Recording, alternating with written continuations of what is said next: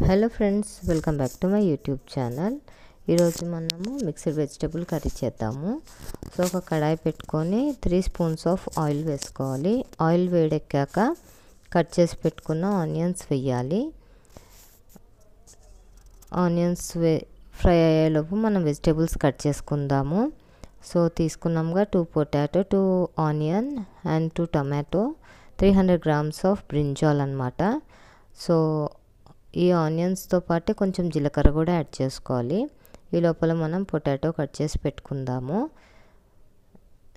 So కొంచెం onions fry అయ్యాక ginger garlic paste వేసుకోవాలి 2 స్పూన్స్. అది కూడా ఫ్రై అవ్వాలి.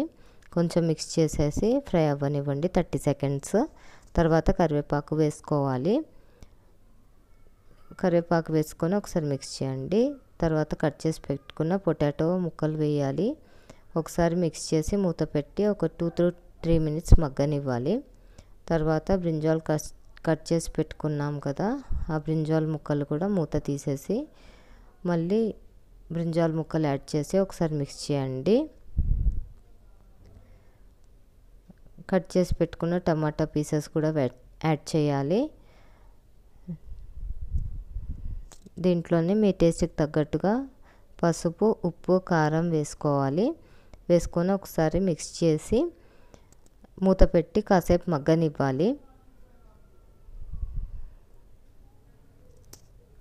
మూత తీసేసి మళ్ళీ ఒకసారి మిక్స్ చేయండి. ఈ ముక్కలన్నీ ఇంకా బాగా ఉడకాలి. ఉడకడం కోసము నేను 1/4 గ్లాస్ ఆఫ్ వాటర్ వేసుకున్నాను.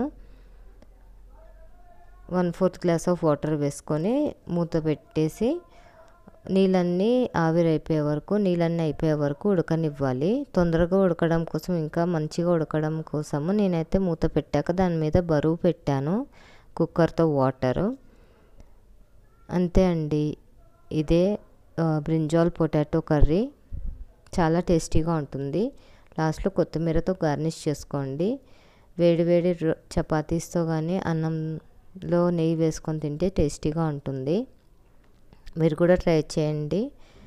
ఈ వీడియో మీకు నచ్చితే లైక్ చేయండి, షేర్ చేయండి, మన ఛానల్ సబ్స్క్రైబ్ చేసుకోండి. Thank you.